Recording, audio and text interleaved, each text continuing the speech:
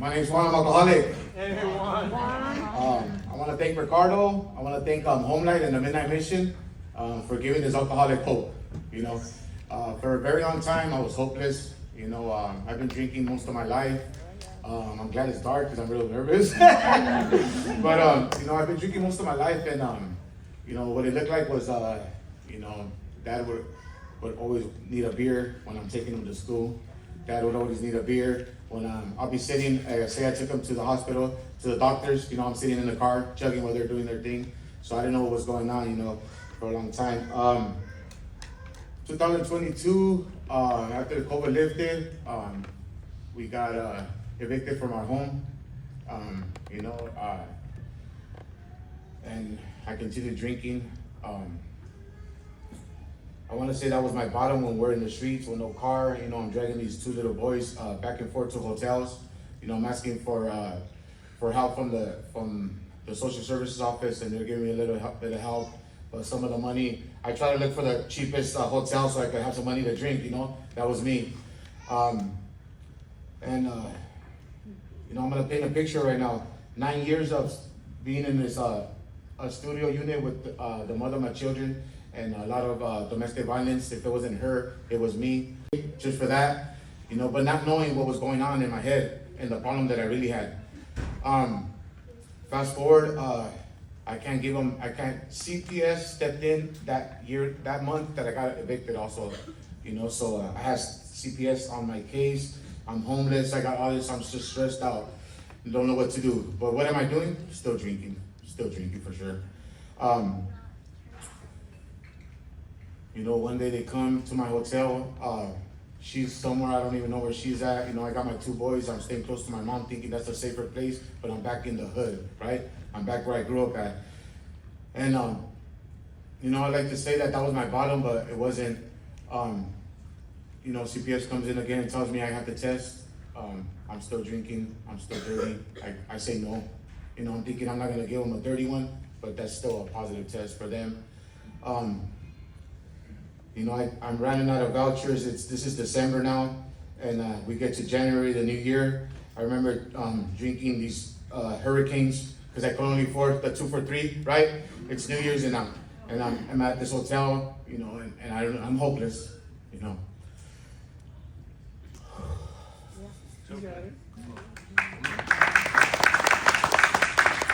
Feelings, man, feelings. You know, when you get sober, you get to feel them. And I've done a lot of work on myself that I invite these feelings in, right? I'm joyful to feel them. I don't feel, I've taken the mask off where feelings come to me and I could just feel through them. Here we go, January 6th. I get a phone call through these, I get a phone number through these pamphlets, right? Shout out to the YWCA. They don't just help women, they help men. They took me into their domestic violence shelter. January 6th, I got there. January 7th is my sobriety date, and also what? My birthday. His birthday. God works in mysterious ways, right? Coincidence or God shot? I got one more day for you. I've been working at my job for 2 years. I officially got hired on November the 27th, and whose birthday is it? My other son's birthday. Coincidence or God shot? God right there. You know, we get there the 6th, my sobriety the 7th, they're COVID positive, and who comes?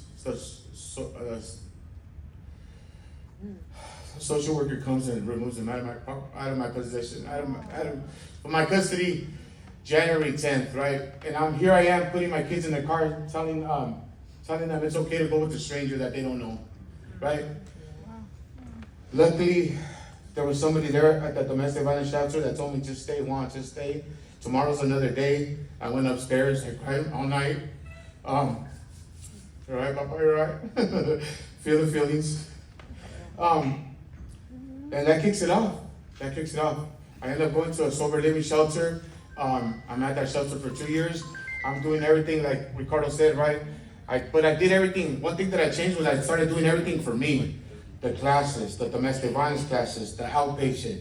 I did it for me, right? Because if I do it for them, I've been there before. I lost my other kids before. Luckily, they went to grandparents, and I thought it was okay. I continued drinking, right? But this time, you know,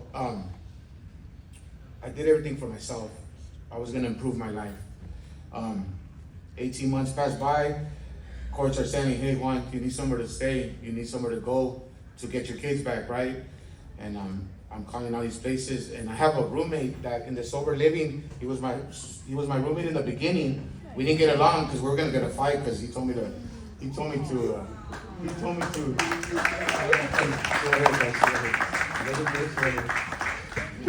are my boys right here. My motivation. They tell me, this guy tells me we're gonna get in a fight because he told me I couldn't drink a soda in my room. I was like, what? And this guy, he ends up being my roommate again, and he gives me Ricardo's number, and I threw it in my drawer, right? I threw it in my drawer, and every day he would tell me, did you call that number? I'm like, yeah, I'll call it. Did you call that number? And I'm like, yeah, I'll call it. And then one day I called it, and Ricardo picked up, right? And I remember driving to HomeLight, and I was taught to pray before I enter any room, right? So I parked in the front of the street, and I felt I wanted to feel how the neighborhood felt, right? And just nice and quiet.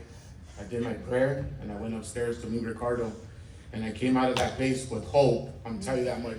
I came out with hope, and that kicked off. I've never been a father. Like I said, I was drinking. I've been a father there, but not physically there, not emotionally there for them. And HomeLight's been giving me a stable home where I could learn to be a father. I remember I had enrolled him in school, and I talked to Gladys. She was the one working the office, right? And I asked her, I go, hey, how do I do this, right? Because I didn't know. So she tells me what to do. I go enroll him, and I come out of that school like a win. I'm like, man, I achieved something, right? And then they call me and they tell me, hey, he can't go to school because he doesn't have his immunity shots. So I'm like, what? So there I go. And this is the thing, like I told you, I've never took it to the doctors. I've never been there. I remember taking them when they were babies to get their little shots, and that's about it, right?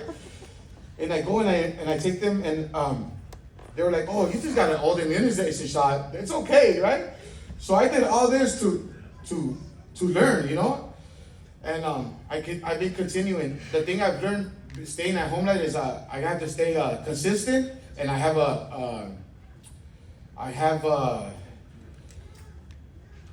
what's the word I'm looking for?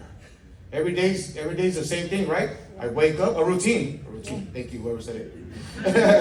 I have a routine, I wake up, I get them ready, I drop them off at daycare, they go to school, I go to work, I pick them up, I come home, we do their homework, and that's what I'm learning. That's what I learned at HomeLight. Why? Because I have a stable home. And I want to thank right now, because there's a lot of women, right, that's been at HomeLight. If you moved out, they don't stay there no more, but they helped me out so much. I want to thank the tribe that's helped me out with my kids, because a single dad needs a tribe, right? So if you took care of my kids, I want to thank you so much. Thank you so much. I want to end with this. Like Ricardo said, I'm ready to move out. My credit's like good, but it's not old credit, right? I just started fresh a year, but I continue to apply. Sometimes I don't hear from them, and that's okay. I get just discouraged, but what do? I continue to move forward. I got God in my corner, and I got HomeLight, and I got the tribe. So thank you very much. Let me share.